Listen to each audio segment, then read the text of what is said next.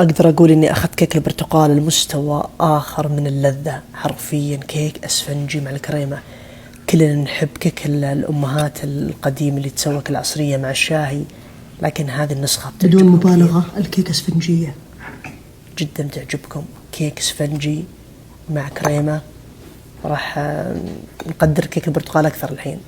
كل اللي علينا بنضيف المكونات الجافة: طحين، نشا الذرة، بيكنج باودر، بنحرك، بنضيف الملح، نخليهم على جنب. هنا المكونات السائلة: زبدة، حرة الغرفة، زيت، سكر، قشر برتقال، ونخفقهم زين لما يتكون بهذا الشكل. نضيف ثلاث بيضات، كل بيضة على حدة، حليب، عصير برتقال، كلهم بحرارة الغرفة، هذا أهم شيء.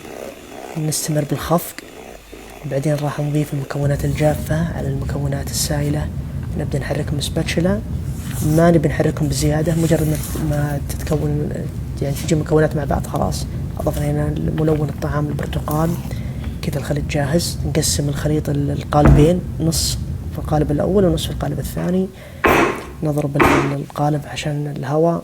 نسوي الكريمة الحين زبدة على درجة حرارة الغرفة لكن نوعا ما باردة. نستمر بخفقها إلى ما يكون معنا بهذا الشكل. راح تاخذ 10 دقائق تقريبا، بالعجانة أسرع لك.